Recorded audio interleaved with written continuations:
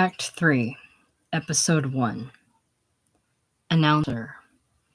Morning of August 15th. A spot comes up in the office.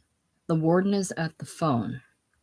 During the following episodes, the theater is filled almost constantly with the soft hiss of live steam from the radiators.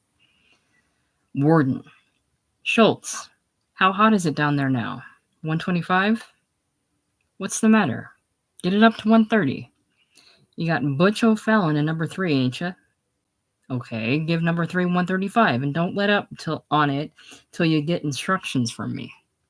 Hey, got them windows in the hall shut? Good. Keep 'em shut and let 'em squawk their goddamn heads off. Blackout. A spot comes up on Klondike. The torture cell is seen through a scrim to give a misty or steam-clouded effect to the atmosphere.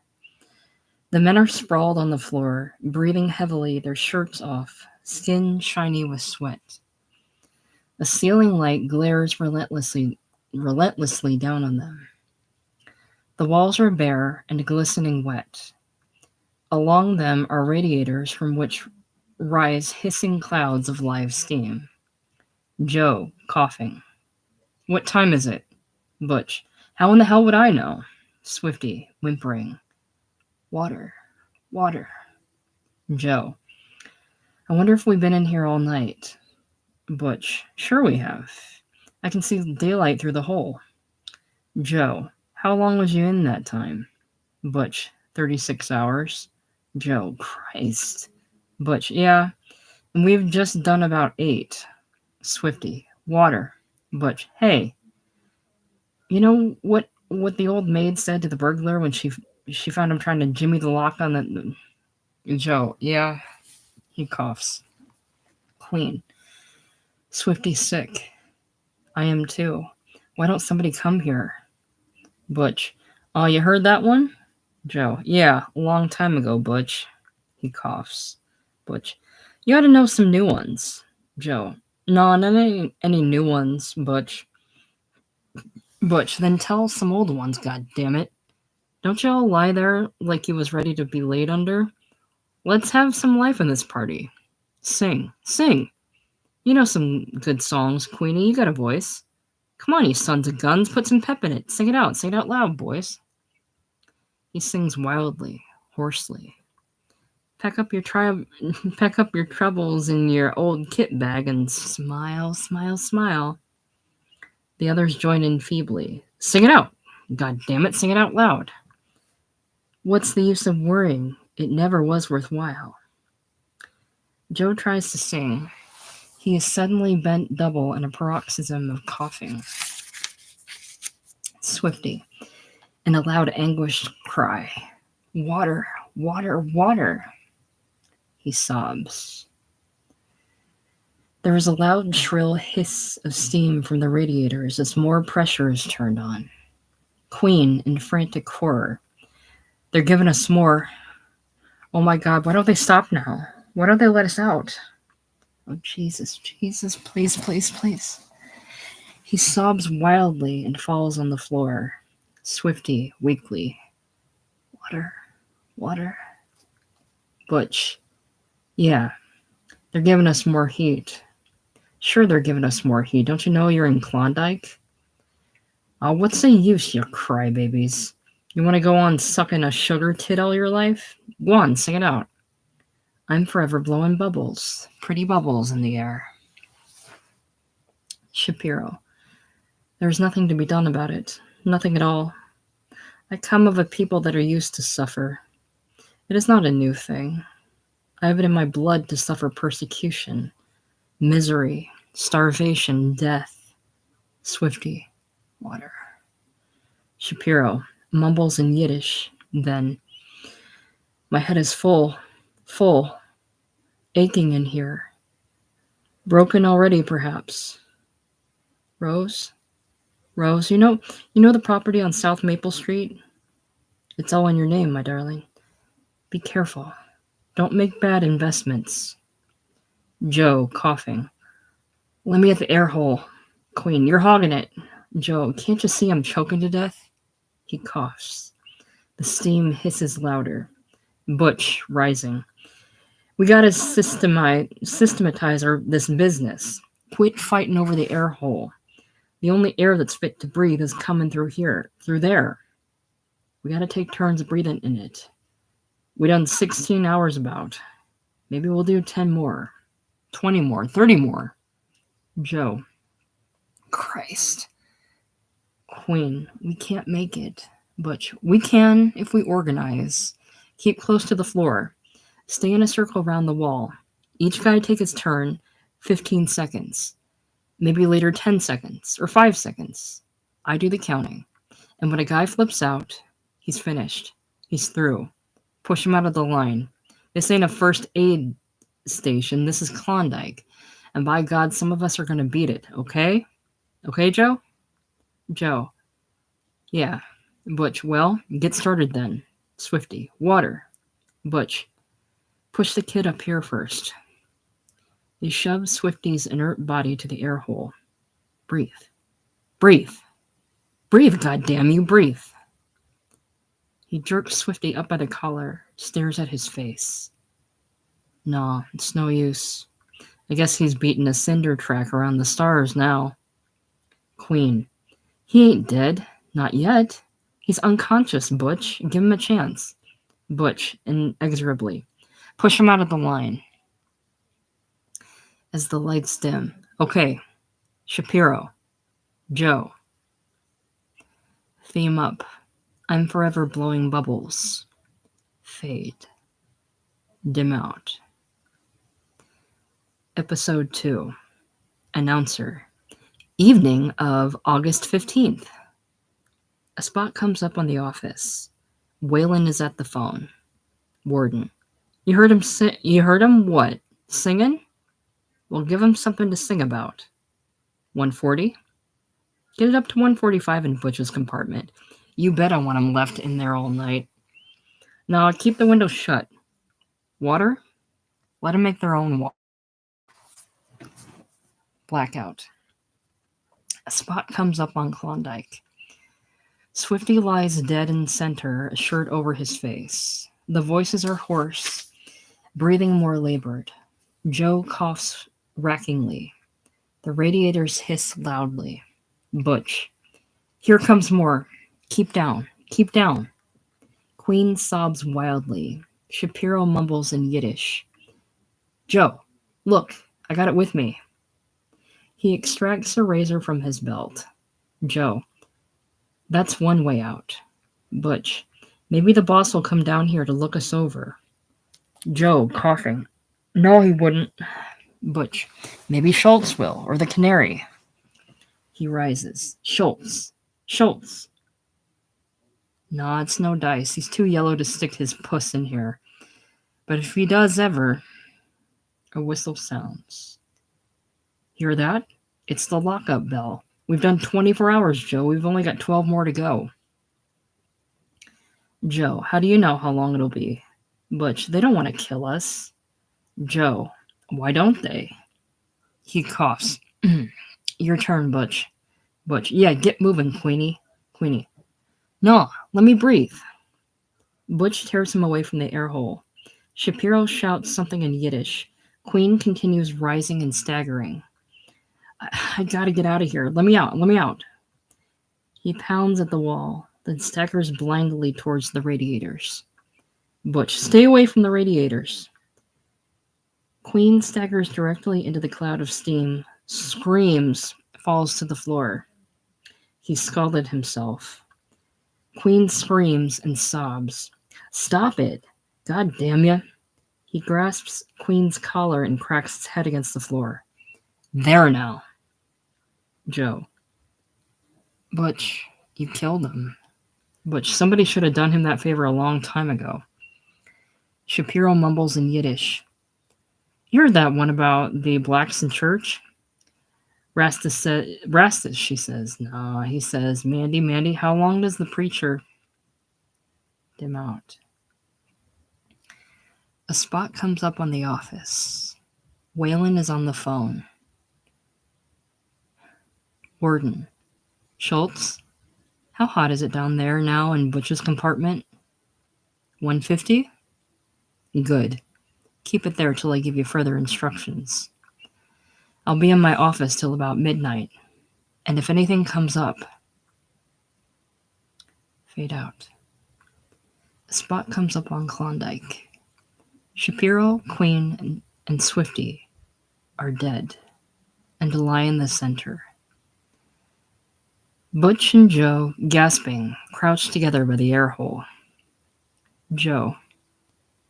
Butch. Yeah, Joe. You know that razor? Butch, what about it? Joe.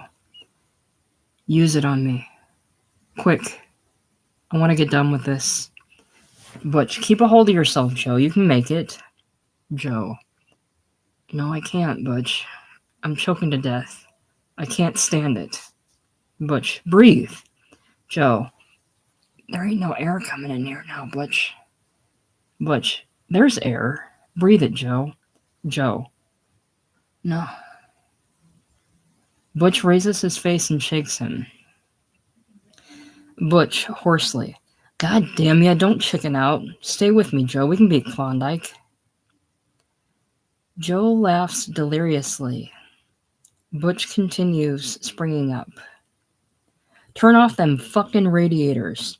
Turn the heat off, goddammit, turn it off. He staggers toward the radiators. Stop it, you hear me? Quit that tss. He imitates the hissing sound. I'll turn you off, you sons of bitches. He springs on the radiators and grapples with them as though with a human adversary. He tries to throttle steam with his hands. He's scalded, screams with agony, backs away, his face contorted, wringing his hands.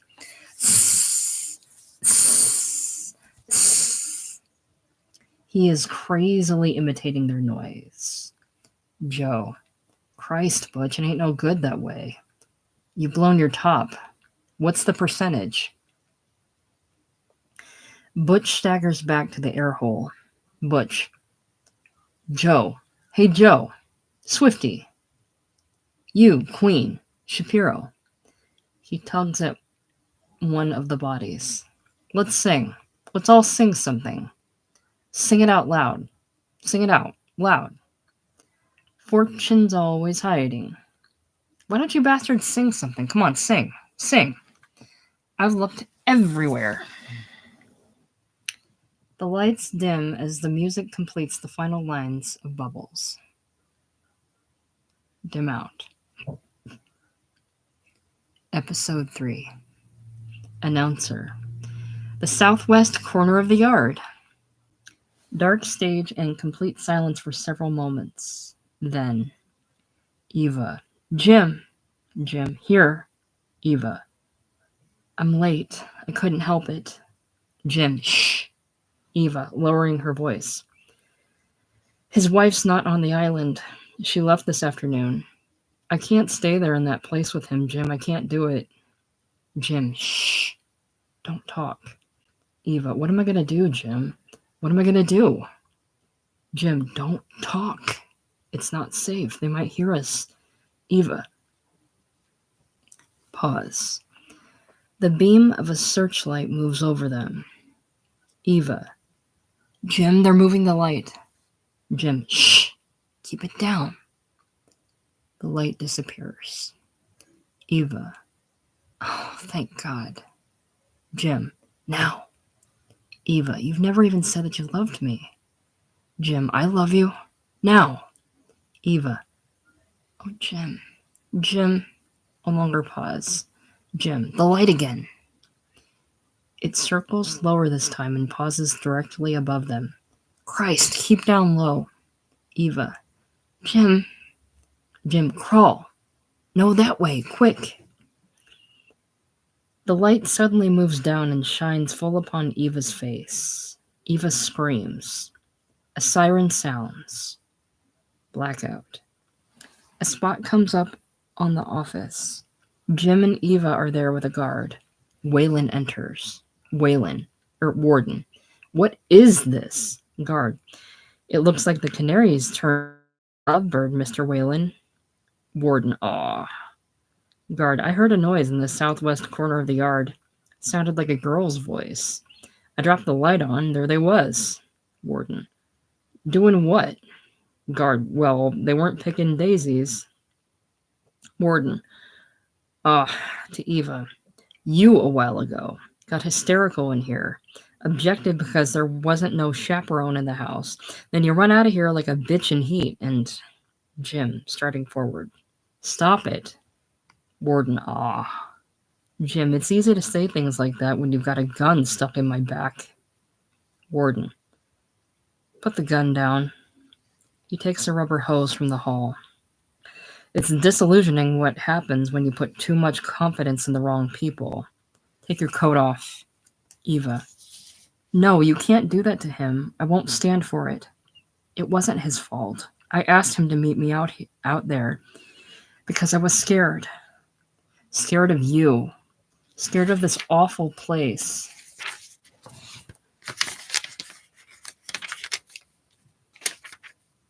Scared of this awful place you got us locked up in. And now you let us out. You let us both out of here now before I scream. I'll let the whole world know what's going on here. Warden, take hold of that girl. Jim, springing toward them. Let her go. Wayland flails at Jim with the hose. Jim staggers to the floor, covering his face. Eva screams and struggles. Warden, take him out of here. Guard, where to? Warden, Klondike. Throw him in there with Butch O'Fallon. They're real good friends. He laughs. The guard goes out, dragging Jim. Well, Eva? Eva turns her face sharply away. I'm sorry about this whole thing. I mean it, sincerely. What I just said, forget that. You probably don't stop to realize what a strain I've been under. It's not easy to be the head of an institution like this. I've handled it like I would handle anything else, the best I knew how. Sometimes, I'm telling you the truth, girl, I've been so sick at heart at things I've had to do and see done, that it hurt me to look into my own little girl's face and hear her call me Daddy. He pours himself a drink. Here, you take one too. He is breathing heavily and for the moment is perfectly in earnest. Maybe it's done something to me in here. He touches his head. Sometimes I don't feel quite the same anymore. Awful. Awful. Men down there know now being subjected to awful torture. But what can I do about it? I gotta keep discipline. Dealing with criminals, there's no other way. Take your drink. Eva. Thank you. She takes it. Warden, there's two ways I could look at this. It could be a serious business. By your own confession, you remember what you said. You had Jim meet you out in the yard. Now, I'm inclined to be broad-minded about such things, these discrepancies in the commissary report. He shrugs and smiles. Things like that, serious sometimes, at least they can look that way. Eva. What do you mean, Mr. Whalen? You mean you would try to accuse me of? Warden, no. He smiles engagingly. Not unless you forced me to. Eva. What do you want? Warden. What does any man want? What did Jim want? What did you give him? Sympathy. Eva. Oh. Warden. That way it could be very simple. We're all of us nervous, strained, overwrought. Sympathy. All of us need it. Eva. Oh. What will you do to Jim now? Warden. Well, Eva, I love him. You probably don't understand how it happened between us. He's coming up for parole next month. Warden. Yes, I have the letter in my desk now.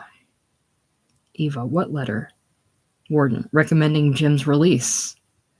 Of course, after this. Eva. You won't send it? Warden. Well, Eva, suppose I did sympathize, as you say, and kept my mouth shut, and anything else that you want. Would you send a letter? Would Jim get his parole? Warden, smiling. Why not? He laughs gently. You see how easy it is to straighten things out? Eva. Now? Would you send it now? Warden. Now? It's pretty late now. Eva. The mail boat leaves at 11:45.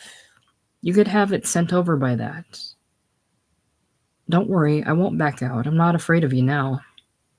I like you. I'd like to show you how much. The warden removes the letter from the drawer and rings the bell. A guard enters. Warden. Put this in the mail. Guard. Yes, sir.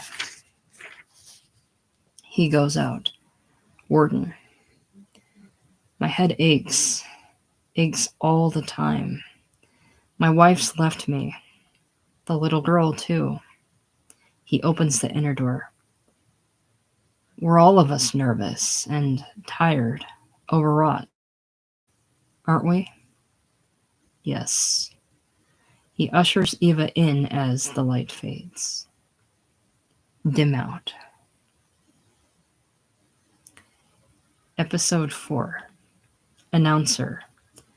The Showdown. A spot comes up on Klondike. Butch lies by the air hole. The bodies of the others are heaped in the center. Butch is apparently unconscious. Voices are heard in the hall. Butch slowly raises his head, becomes tense. Schultz, as the door opens. Making love to the boss's secretary out in the yard. Fancy that. Butch rolls over quickly and feigns unconsciousness. Whew, what a stink. Hey, chick, come here. Steam's so goddamn thick I can't see nothing. Give me that flash. Chick looks to me like, oh, jeez. They're stiffs. Schultz. Stiffs? You mean, chick, roasted. Roasted alive. God almighty, I didn't know nothing like this was going on in here. Schultz, shut up. How many are there? During this, Butch has slowly risen and poised himself for attack. Give me the flash. Shapiro, Joe, Swifty, the Queen. Where's Butch?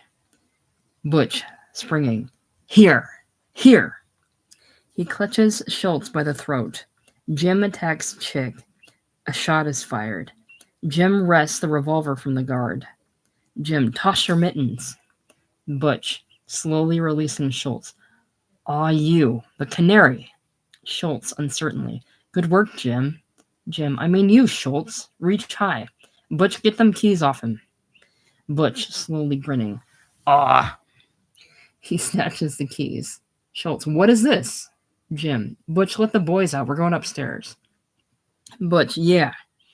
Schultz, you'll get the hot seat for this. Every mother's bastard of you will. What are you going to do, Jim? Jim, get into something comfortable, Schultz. You're going to sweat. Jim backs out and slams the door.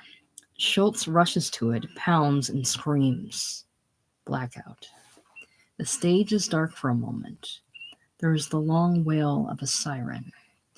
A spot comes up in the warden's office. Wayland steps out of the inner room. He listens, tense with alarm. The office door is thrown open. Jim enters. Warden. Jim! Jim, his clothes torn and bloody from the earlier beating. Yeah, sometimes even hell breaks open and the damned get loose. Warden. What's happened downstairs? He edges back, pushes a buzzer. Jim. No use pushing that. There's nobody on the other end of it. Warden. They've broken out of Klondike? Jim. Yes. All of them but 4.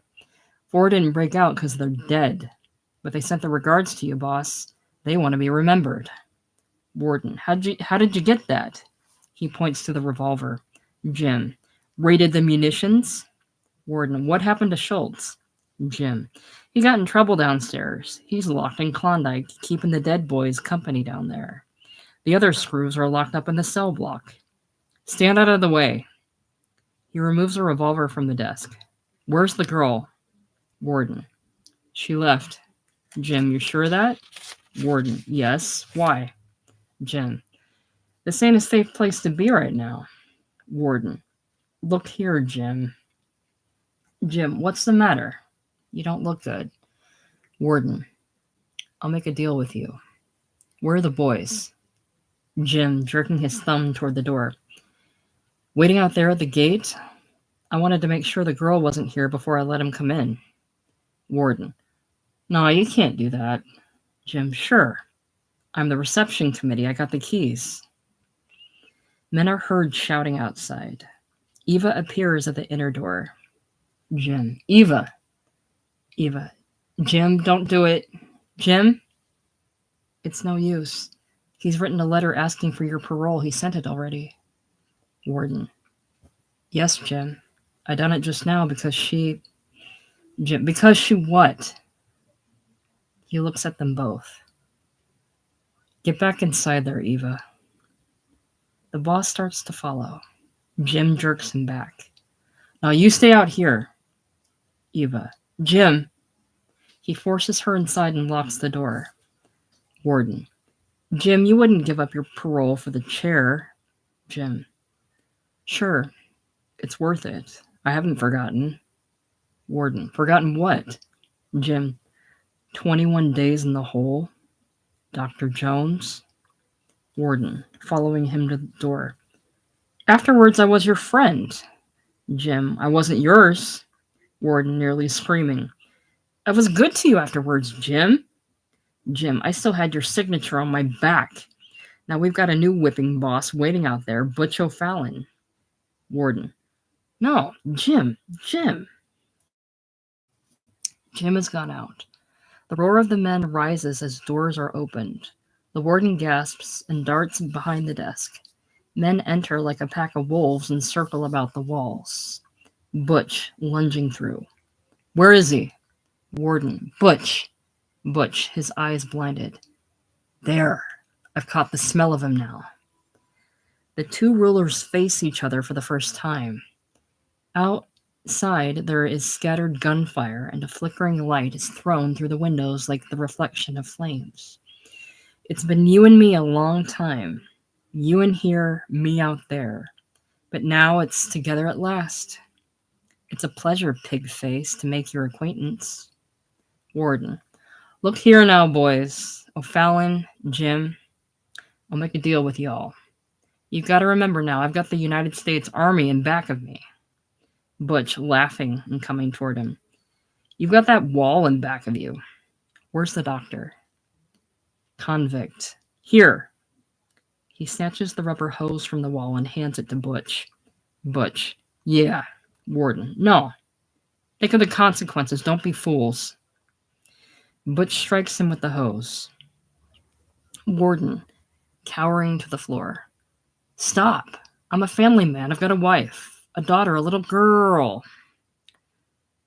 The final word turns into a scream of anguish as Butch crouches over him with a whip, beating him with demoniacal fury till he is senseless. The siren of an approaching boat is heard. Convict. What is it? Another. Gunboat. Another. Troopers. Another. They're landing. Another. Douse the glims. The room is plunged into total darkness, except for the weird flickering of flame shadows on the walls. Men begin a panicky exodus from the room. Voices. Get down there. Fight 'em off. Troopers. Not a chance. No chance anyhow. You want to go back to Klondike? Fight. Sure, fight. We got nothing to lose. Names are shouted. Gates clang. Machine gun fire is heard. The noise becomes remote and dreamlike. The room is almost quiet except for the distant, sad wail of the siren which continues endlessly. Like the voice of damnation at the palace gates. Jim, what have you done to him? Butch, thrown his blubbering carcass out the window? Jim, into the water? Butch, yeah, straight down. Jim, Butch, we've got a chance that way. Butch, swim for it? No, not me. I don't know how to swim. Besides, it's half a mile to shore and rough as hell. Jim, what will you do? Butch, stay here and fight it out? Jim, I think I'll take my chances with the water. Butch, slowly extending his hand. Good luck. I had you figured wrong. Jim, thanks. Butch, pulling off ring. Here, there used to be a girl named Goldie at the Paradise Dance Hall on Brook Street west of the ferry. If you should ever meet her, give her this. And tell her that I kept it all this time. Jim, sure, Butch. I will if I make. Butch, going to the door. So long. Rapid gunfire and distant shouting heard outside. Jim unlocks the inner door. Jim. Eva. Eva comes out slowly. She falls sobbing on his shoulder. Jim. Don't cry. Eva. No, I won't. There'd be no use in that. Jim, you were right about the pyrotechnical display. Jim. Stand back from the window. Eva, hysterically gay. It's lovely, isn't it, Jim? Jim. Yes, lovely as hell. Eva, what did they do to him? Waylon? Jim, thumb to window. The fish will have indigestion. Eva, Jim, have you thought what you'll get for this? Jim, nothing. They won't have a chance. Eva, what are you going to do? Sound cue. Faint music. Jim, there's water out that window. I can swim. Eva, no, Jim, there's not a chance that way. Jim, a chance? What's that? I've never heard of it. On this speech, he slowly approaches the window over the sea. Hear that? That music? It's Eva, the Lorelei. Jim, the Lorelei. He tears off his coat. Now I retract those unkind things I said. Eva, what will you do? Jim, swim out and catch a ride? Eva, you couldn't, Jim. They bring you back. They wouldn't let you go. Jim, they'll never see me. Eva, why? Jim, don't ask me why. There will be a rope or something hanging over the side. Or if she doesn't ride too high, I'll grab the rail. How? Don't ask me how. Now is the time for unexpected things, for miracles, for wild adventures like the storybooks. Eva. Jim, there's not a chance that way. Jim, almost a chance. I've heard of people winning on a long shot. And if I don't, at least I'll be outside. Eva. Oh, Jim. I would have liked to have lived with you outside. We might have found a place where searchlights couldn't point their fingers at us when we kissed. I would have given you so much you've never had. Quick love is hard. It gives so little pleasure. We should have had long nights together with no walls, or no stone walls. I know the place. A tourist camp beside a highway, Jim. With all night long the great trucks rumbling by, but only making shadows through the blinds. I'd touch the stone you're made of, Jim, and make you warm. So warm, so terribly warm your love would burn a scar upon my body that no length of time could heal. Oh, Jim, if we could meet like that, at some appointed time, some place decided now, where we could love in secret and be warm, protected, not afraid of things. We could forget all this as something dreamed. Where shall it be? Where, Jim? Tell me before you go. Jim, quick! It's almost close enough. Get that shoe off. Eva, pulling off his shoes. Yes, Jim, but tell me where. Jim, climbing to the sill. Watch the personal columns. Eva. Jim. Goodbye. He plunges from the window. Goodbye. Music from the Lorelei swells. Flame shadows brighten on the walls. Shouting and footsteps are heard. Troopers rush in. One, switching on a light. A girl. Two. The warden's secretary. Three, crossing to her. You're all right, sister. To others. She's dazed. Can't talk. Get her a drink, somebody. One. What's that she's got? Three. A pair of shoes. One. Whose are they? What's she doing with them?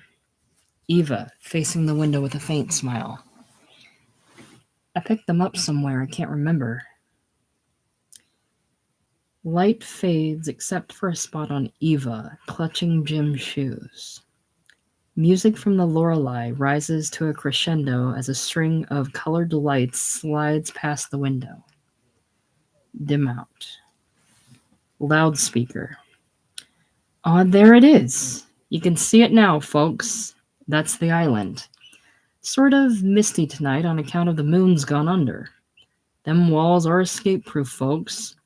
3,500 men locked in there, and some of them gonna stay there till doomsday. Music. Music again. Dancing on the upper deck. Folks, dancing. Dancing. Musical theme up. The end.